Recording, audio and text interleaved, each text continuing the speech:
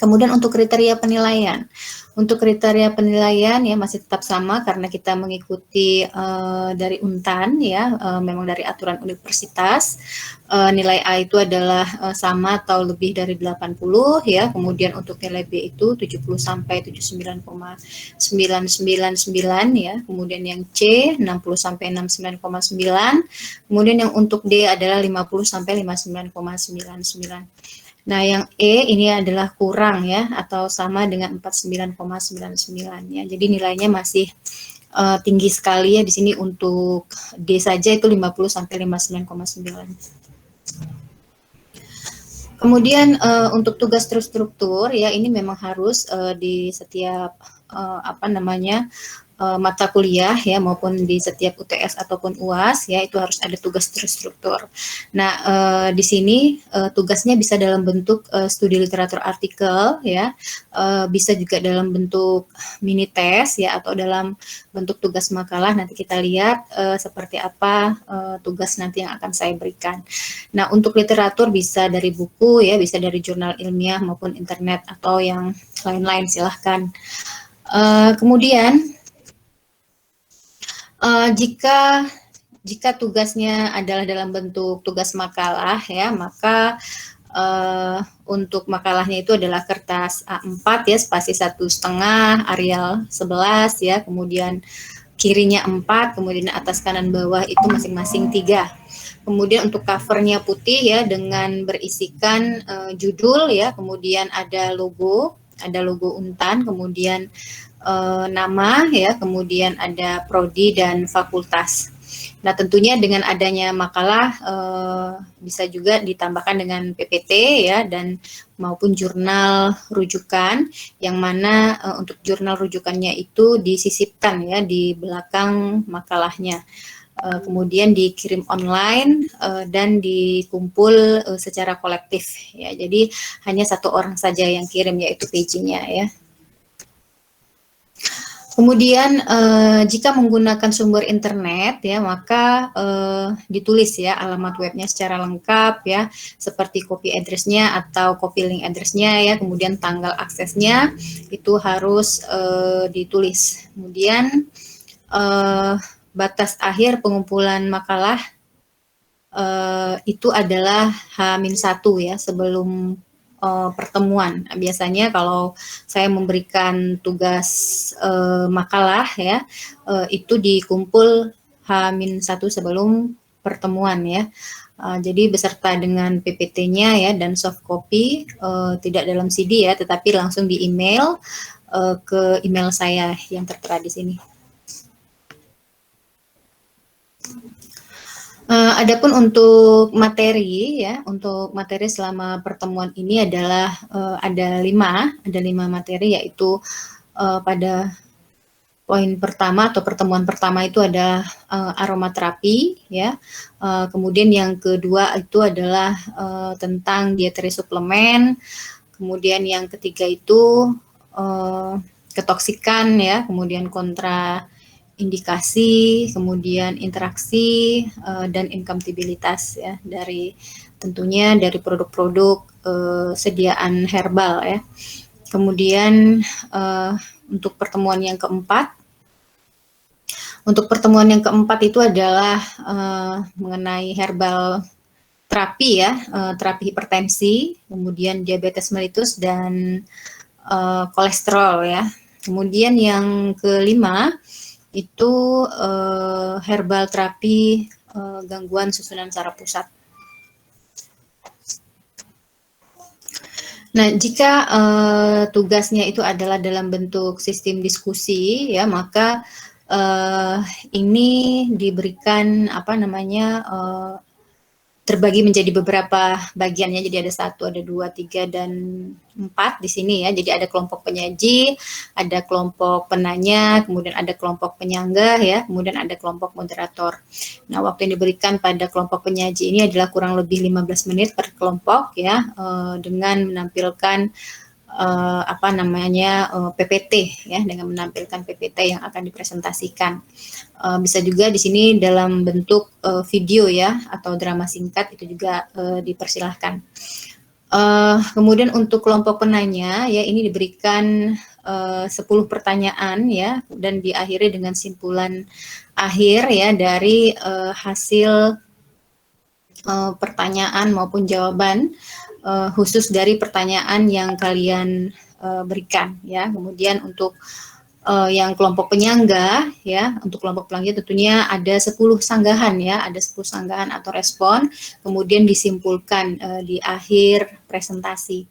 Nah, selanjutnya ada yang keempat di sini adalah kelompok moderator yang mana dia bertanggung jawab penuh ya terhadap pelaksanaan selama kegiatan presentasi ya. Jadi dia harus benar-benar apa namanya supel ya dalam hal mengatur selama kegiatan presentasi dan kemudian di akhir juga menyimpulkan hasil diskusi dari kelompok 1, 2, dan 3. Saya kira ini saja yang bisa saya sampaikan untuk aturan main ya, untuk aturan main pada seluruh dari awal sampai akhir pertemuan kita ke depannya ya. Jadi tolong ini diperhatikan.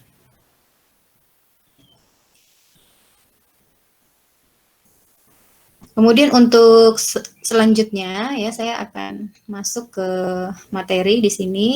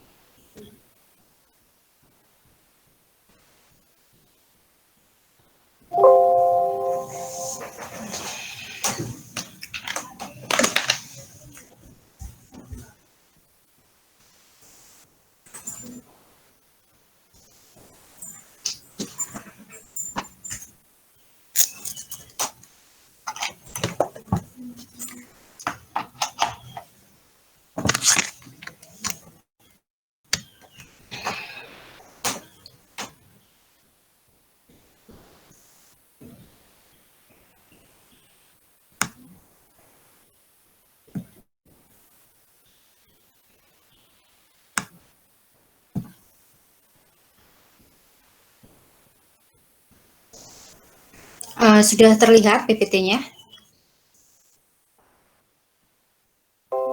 Sudah, Bu. Sudah, Bu. Oke.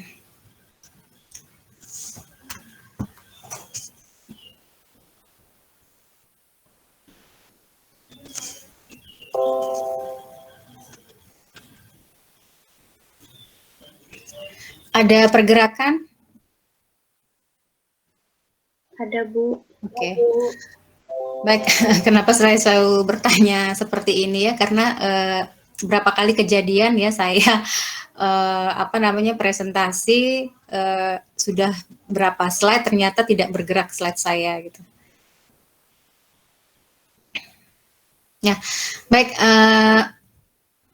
Kita langsung masuk saja ya untuk pengertian dari aromaterapi di sini. Untuk kata aromaterapi ya ini merupakan suatu gabungan ya dari kata aroma yang berarti harum ya atau bau wangi ya. Jadi sesuatu yang lembut ya dan terapi yang berimplikasi pada penanganan dokter ya atau orang-orang yang mempelajari ilmu kesehatan. Nah, jadi di sini aromaterapi memiliki hubungan ya antara aroma ya tentunya dengan aroma itu berhubungan dengan senyawa volatil ya walaupun senyawa volatil itulah ya yang membedakan minyak atsiri satu dengan yang lainnya. Jadi kalau misalnya kita bicara masalah aromaterapi, nah itu pasti berhubungan dengan senyawa-senyawa menguap, minyak menguap ya, atau senyawa-senyawa volatil, dan itulah merupakan bagian ya dari kelompok-kelompok minyak atsiri. Nah, jadi minyak atsiri itu adalah suatu zat utama yang berbau ya. Jadi suatu zat utama yang berbau yang terdapat pada tanaman ya. Tentunya kalian sudah tahu ya sebelum-sebelumnya untuk minyak-minyak atsiri itu dari kelompok metabolit sekunder apa ya, tapi di sini kita mengingatkan kembali ya pada mata kuliah herbal medicine ini ya. Jadi suatu zat utama yang berbau ya yang terdapat pada tanaman ya karena sifatnya yang spesifik ya, yaitu dia mudah menguap ya pada temperatur biasa di udara. Ya, jadi maka diberi nama volatile oil ya atau minyak menguap ya atau minyak ether ya, minyak esensial ya atau minyak terbang ya, itu biasanya disebut juga minyak terbang. Kemudian minyak atsiri itu umumnya dia tidak berwarna ya, jadi minyak atsiri itu umumnya tidak berwarna. Kemudian pada penyimpanan lama ya, minyak atsiri itu dia dapat teroksidasi ya dan membentuk resin ya, serta warnanya itu berubah menjadi tua atau lebih gelap. Nah, sifat-sifat dari minyak atsiri ya, dia tersusun oleh bermacam-macam komponen senyawa ya. Jadi minyak atsiri ini tidak hanya satu senyawa ya, tapi dia terdiri dari berbagai komponen ya dari beberapa senyawa. Yang mana dia memiliki bau yang khas ya, umumnya bau ini memiliki bau tanaman asalnya ya. Jadi kalau misalnya minyak kayu putih ya, memang dia berasal dari tanaman minyak kayu putih dan aromanya seperti minyak kayu putih ya. Seperti misalnya apalagi yang kalian ketahui, misalnya sereh ya. Kalau sereh itu daun sirih ya. Kemudian ada suatu sediaan minyak serai ya, minyak serai. Nah, itu memang dari asal tanamannya berbau seperti minyak serai ya, jadi tidak ada tambahan aroma lainnya. Jadi umumnya baunya itu dia memiliki bau tanaman asalnya ya. Kemudian bau minyak atsiri ya satu dengan yang lain berbeda-beda ya, jelas ya, seperti minyak kayu putih, minyak serai dia memiliki aroma yang berbeda ya. Nah, jadi dia sangat tergantung dari macam dan intensitas bau dari masing-masing komponen penyusunnya ya. Kemudian untuk rasa, dia memiliki rasa yang getir ya. Kadang-kadang dia berasa tajam ya, kemudian menggigit, kemudian memberi kesan hangat sampai panas ya, atau justru dingin ketika terasa di kulit. Jadi dia tergantung dari jenis komponen penyusunnya. Masih di sifat-sifat minyak atsiri ya, jadi dalam keadaan murni ya, belum tercemar oleh senyawa lain, dia itu mudah menguap ya pada suhu kamar, sehingga dia bila diteteskan pada selembar kertas ya, maka ketika dibiarkan menguap, dia itu tidak meninggalkan bekas noda ya pada benda yang ditempel. Kemudian dia juga bersifat tidak stabil ya, terhadap pengaruh lingkungan ya, baik yang pengaruh oksigen udara ya, kemudian sinar matahari ya, terutama pada gelombang ultraviolet, dan panas karena terdiri dari berbagai macam komponen penyusun. Nah, selain itu rata-rata ya minyak atsiri ini dia memiliki indeks bias umumnya itu tinggi ya, karena dia selalu berhubungan dengan pelarut-pelarut yang sifatnya nonpolar ya. Jadi semakin tinggi indeks biasnya, maka itu hubungannya atau kaitannya terhadap mutu ya, mutu dari produk dari minyak atsiri tersebut ya. Jadi semakin tinggi indeks biasnya itu semakin baik. Jadi kalau misalnya indeks biasnya rendah ya, maka mutu atau kualitas dari si minyak atsiri tersebut buruk ya. Kemudian pada umumnya dia juga bersifat optis aktif ya, dan memuat bidang polarisasi dengan rotasi yang spesifik karena banyak komponen penyusun yang memiliki atom C asimetrik. Nah, jadi di sini yang kenapa dia selalu ada suatu alat yang digunakan itu untuk mengecek ya bahwa minyak atsiri itu memiliki mutu yang baik atau tidak. Nah, ini juga bisa dilihat dari karakter ya, dari karakter struktur minyak atsiri tersebut. Nah, pada umumnya ya dia itu tidak dapat bercampur dengan air karena memang rata-rata sifat dari minyak atsiri itu kelarutannya adalah larut di pelarut yang sifatnya nonpolar ya. Tetapi dia cukup dapat larut hingga dapat memberikan baunya kepada air walaupun diteteskan seperti itu ya, tapi tidak selarut ketika kita melarutkan dengan pelarut organik ya. Jadi dia sangat mudah larut dalam pelarut organik ya. Nah, di mana aja keberadaan dari minyak atsiri ya? Dia ada di rambut kelenjar ya. Kemudian pada rambut kelenjar khususnya pada keluarga Labiatae ya. Kemudian pada sel-sel parenkim ya, misalnya pada keluarga Piperaceae ya. Kemudian saluran minyak yang disebut dengan Vitae ya. Jadi dari keluarga Umbiraceae ya. Kemudian banyak juga terdapat pada rongga skizogen dan lisigen ya pada keluarga Coniferae. Kemudian kalau untuk pada bunga mawar ya, ini kandungan terbanyaknya itu terdapat pada mahkota bunganya ya. Nah, selanjutnya pada kayu manis ya atau cinnamon, ini banyak di kulit batangnya atau pada kortek, kemudian pada keluarga Umbelliferae ya, terutama pada bagian perikap buahnya. Kemudian untuk pada tanaman mente ya, mente SP di sini, nah pada rambut kelenjar batang maupun pada daun. Kemudian kalau pada jeruk ya, pada jeruk itu dalam kulit buah ya, dan dalam helaian daun ya. Jadi itu banyak sekali keberadaan untuk minyak atsirinya. Apa saja yang terkandung di dalam minyak atsiri? Ya, apa saja yang terkandung dalam minyak atsiri. Nah, campuran komponen ya yang terdiri dari tipe-tipe yang berbeda ya. Jadi berdasarkan jalur ya biosintetik asalnya itu konstituen kimiawi minyak atsiri itu dapat dibagi menjadi dua kelas besar ya. Yang pertama adalah derivat terpenoid, yang kedua itu adalah dari aromatik ya. Nah, untuk derivat terpenoid ini terbentuk melalui jalur asetat dan asam mevalonat ya. Sedangkan pada aromatik dia itu terbentuk melalui jalur asam sikimat fenilpropanoat. Ya, begitu.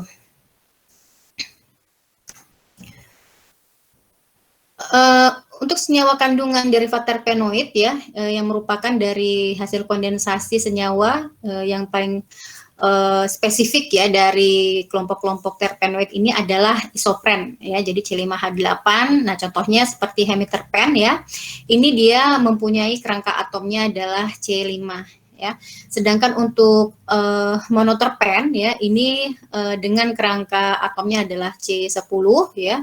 Kemudian untuk sesquiterpen ini dengan kerangkanya C15 yang mana termasuk monoterpen ini adalah alifatik monoterpen ya, monoterpen monosiklik dan monoterpen bisiklik. Nah, yang menjadi catatan di sini bahwa sejumlah senyawa monoterpen ya yang terdapat di dalam tanaman itu berada dalam bentuk glikosida. Nah, geraniol, nerol ya dan citronellol yang terdapat di dalam mahkota bunga mawar ini berada dalam bentuk glikosida ya di dalam tanaman seperti Thymus vulgaris.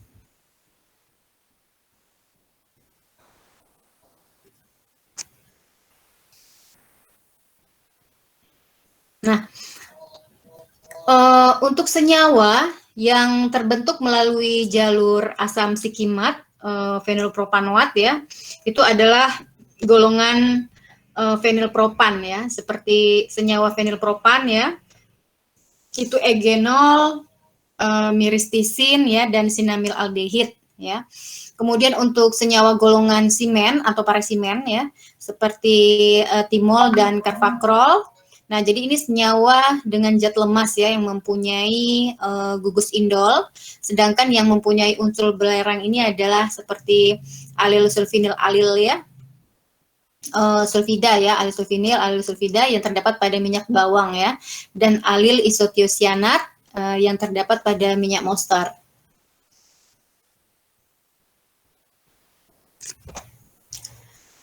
Nah, minyak atsiri ya ini pada umumnya dia mempunyai persamaan karakteristik seperti dia memiliki bau yang spesifik ya atau memiliki bau yang khas sesuai dengan sumber tanamannya ya. Kemudian yang kedua dia bersifat optis aktif ya, kemudian perputaran bidang polarisasi yang spesifik ya, sehingga menyebabkan minyak itu memiliki sifat diagnostik yang mana dia itu tidak bercampur air ya, dia larut dalam ether, larut dalam alkohol ya, dan kebanyakan solvent-solvent organik.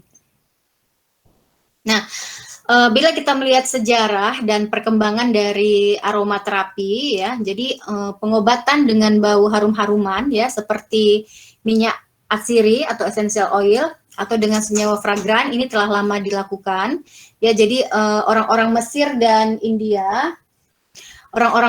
India ini telah melakukannya kurang lebih dari 4.000 tahun yang lalu ya.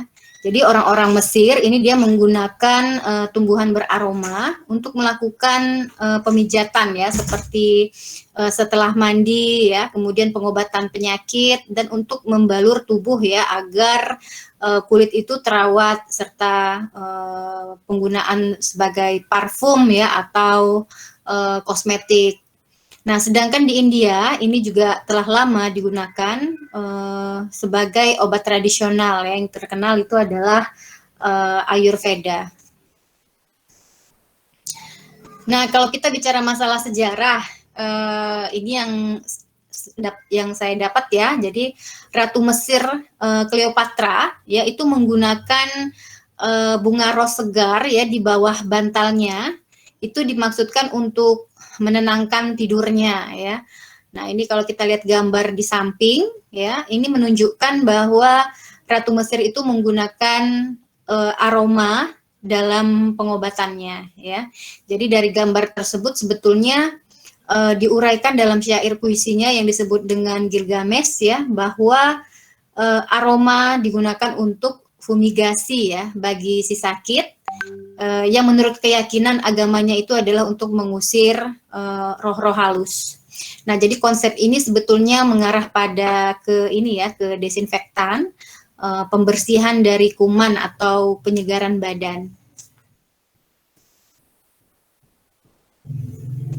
Nah, jika kita melihat dari aspek farmakologi ya, jadi dewasa ini riset itu membuktikan bahwa aneka penggunaan dari minyak aroma ya. Jadi riset kedokteran pada tahun-tahun belakangan ini mengungkapkan fakta bahwa bau yang kita cium itu memiliki dampak penting pada perasaan kita ya. Jadi aroma itu mempengaruhi cita rasa dari perasaan kita ya. Jadi bukan hanya di lidah ya, tapi aroma itu juga mempengaruhi perasaan ya, terhadap perasaan kita. Nah, jadi menurut hasil penelitian ilmiah bahwa bau itu berpengaruh secara langsung ya terhadap otak seperti obat. Nah, misalnya kalau mencium lavender ya, itu dapat meningkatkan frekuensi gelombang alfa ya terhadap kepala bagian belakang, dan keadaan ini dikaitkan dengan kondisi relaksasi ya, itu contohnya.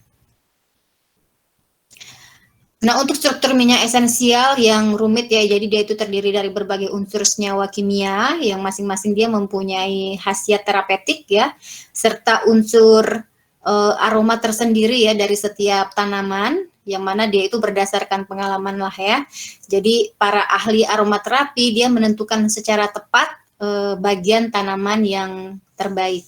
Nah, jadi cara aman menggunakan aromaterapi sepertinya itu tidak berbahaya ya, message dengan minyak esensial atau menghirup wanginya. Tetapi minyak esensial di sini dia memiliki efek yang kuat pada tubuh ya, sehingga harus digunakan dengan hati-hati ya karena bersifat pekat. Nah, untuk aplikasi minyak esensial agar diserap oleh tubuh, jadi menurut Purwadi, ya, aroma dan kelembutan minyak esensial ini dapat mengatasi keluhan fisik dan psikis, ya. Jadi minyak esensial ini diserap oleh tubuh melalui dua cara, ya, yaitu yang pertama melalui indera penciuman, ya, kemudian yang kedua itu penyebarannya melalui kulit, ya. Nah, kalau melalui indera penciuman di sini yang paling sederhana adalah melalui indera penciuman dengan mencium aroma dari minyak esensial ya.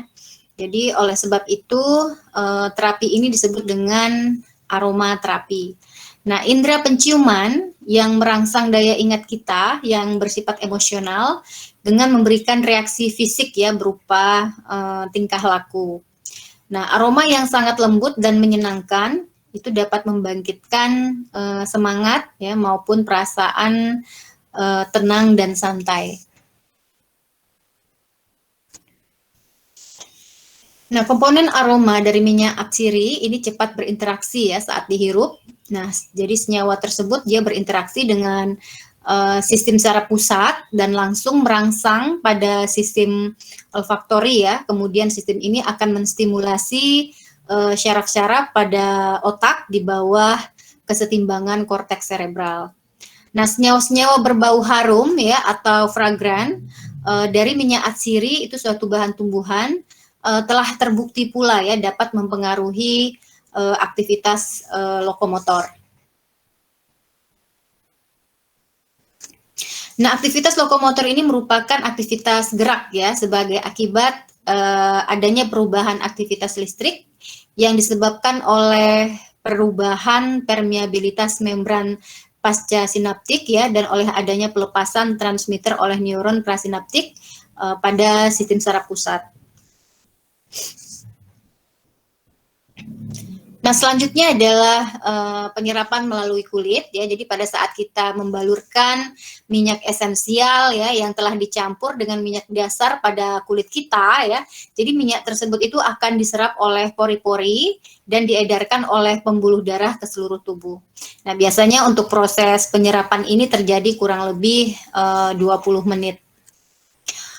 Pada perkembangan penelitian, jadi perkembangan penelitian tentang aromaterapi di Indonesia ini sebenarnya terus berkembang ya. Jadi menurut kajian etnofarmakologi secara empirik tentang tumbuhan aromaterapi ini menunjukkan bahwa Indonesia itu memiliki 49 jenis tumbuhan aromatik ya dari 22 jenis suku ya, 12 jenis diantaranya ini adalah digunakan secara empirik sebagai aromaterapi ya dengan efek menenangkan maupun menyegarkan tubuh.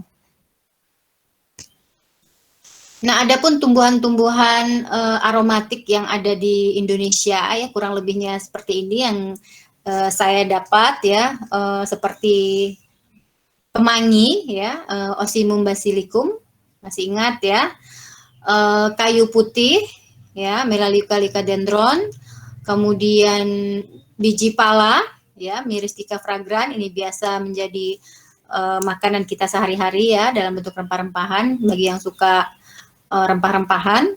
Kemudian bunga kenanga ya, Cananga odoratum, rimpang lajagoah ya, Alpinia malasensis, kemudian ada kulit batang kilemo ya, Litsea cubeba, kemudian serai dapur. Nah, ini juga yang biasa kita gunakan untuk penyedap ya pada masakan, Cymbopogon citratus ya. Kemudian ada kayu manis ya, sama ini juga menu-menu yang di dapur ya, pasti ibunya punya semua di rumah. Nah, ini adalah konsep atau salah satu metode penelitian ya dalam memperoleh senyawa-senyawa minyak-minyak atsiri ya. Jadi mulai dari pengumpulan bahan dan determinasi ya, kemudian kita isolasi minyak atsiri, biasanya kita menggunakan destilasi uap, kemudian pengembangan instrumen penelitian ya, jadi bisa macam-macam. Bisa selanjutnya kita inhalasi ya, penentuan komposisi senyawa minyak atsiri dengan menggunakan GC-MS ya.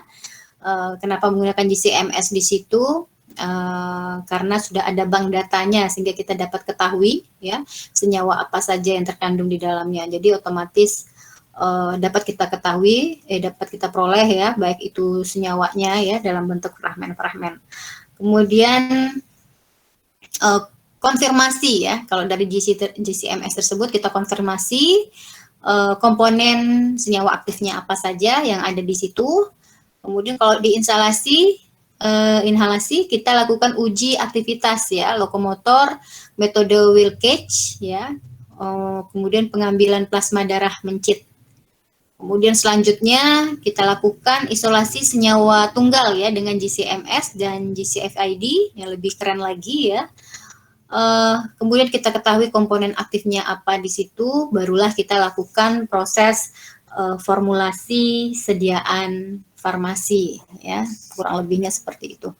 Nah, ini adalah potensi-potensi produk ya yang atau yang bisa dikembangkan ya, dan bisa diproduksi ya, jika kalian nanti minatnya adalah di wirausaha ya, jadi pebisnis, menjadi orang kaya ya. Nah, ini yang dibuat dalam bentuk elektrik ya, jadi ini potensi-potensi ini dari minyak asir yang bisa kita kembangkan ya menjadi sediaan farmasi. Nah, ini dibuat dalam bentuk elektrik untuk sediaannya. Kemudian ini adalah dalam bentuk lilin aromaterapi ya, kurang lebihnya seperti ini yang bisa saya dapatkan.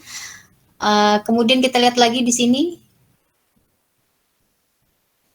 Nah, ini yang yang dipanaskan ya dengan menggunakan lilin, biasanya di message ya, di tempat-tempat message itu selalu ada biasanya yang seperti ini ya. Jadi enak sekali aromanya.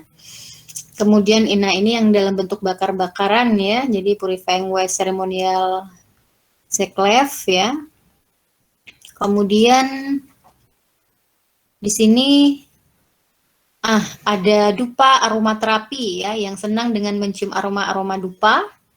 Ya, ini sudah ada ya, tersedia dibuat dalam bentuk sediaan dupa. Ini minyak-minyak self care ya. Kemudian ini ada roll on ya, roll on aromaterapi, sama kurang lebihnya ini ya. Kemudian ada parfum aromaterapi juga ya di sini. Nah, biasanya kalau untuk parfum bisa kita gunakan mawar ya, bunga mawar, bunga melati, bunga kenanga ya. Kemudian oat, biasa dari tanaman oat juga itu ya. Dia dari, kalau nggak salah saya dari batang apa kulit batang gitu ya, itu enak juga baunya, aromanya, dan tanpa menggunakan alkohol pula ya. Kalau kita yang muslim bisa sholat menggunakan ini. Kemudian ada juga dalam bentuk body mist ya. Nah, ini kalau body mist ini kan biasanya dengan penambahan alkohol ya, sudah kita tambahkan, jadi persentase alkoholnya itu lebih tinggi dibandingkan dengan zat aktifnya. Nah, ini untuk kesehatan kulit dan rambut ya, untuk produk-produknya.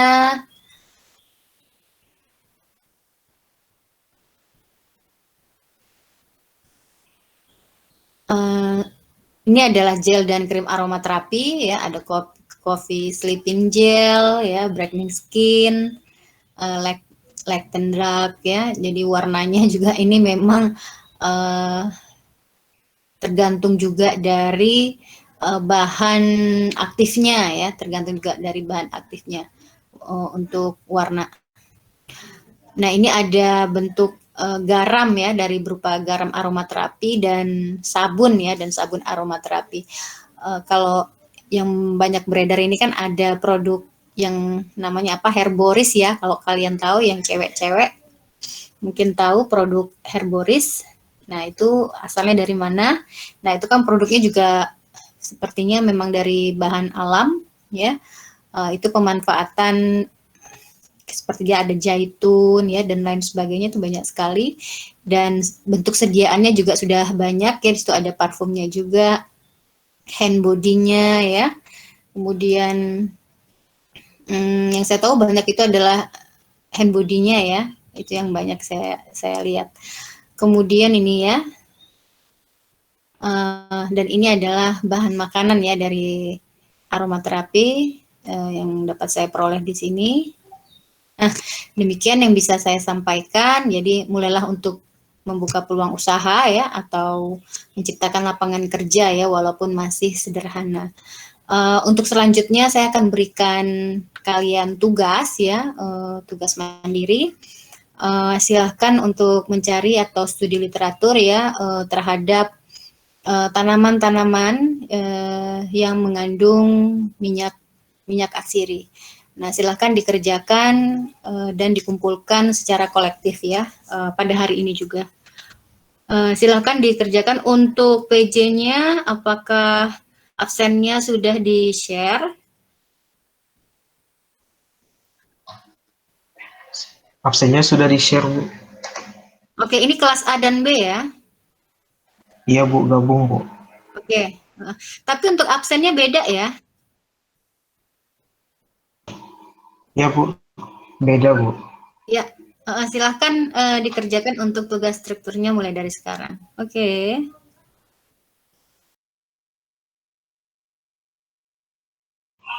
Ibu mau nanya, Ya, tugasnya diketik atau tulis tangan ya, Bu? diketik. Oke, makasih, Bu. Oke. Untuk ini apakah mau tetap online, apakah offline saja?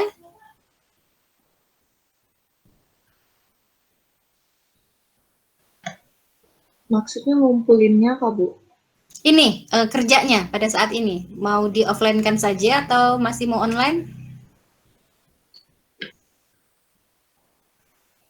Di offline kan saja kali, Bu. Iya, oke. Jadi kita offline saja ya. Saya izin live. Assalamualaikum warahmatullahi wabarakatuh dan selamat bekerja. Terima kasih, Bu. Terima kasih, Bu. Terima kasih, Bu. Terima kasih, Bu. Yo, izin live ya.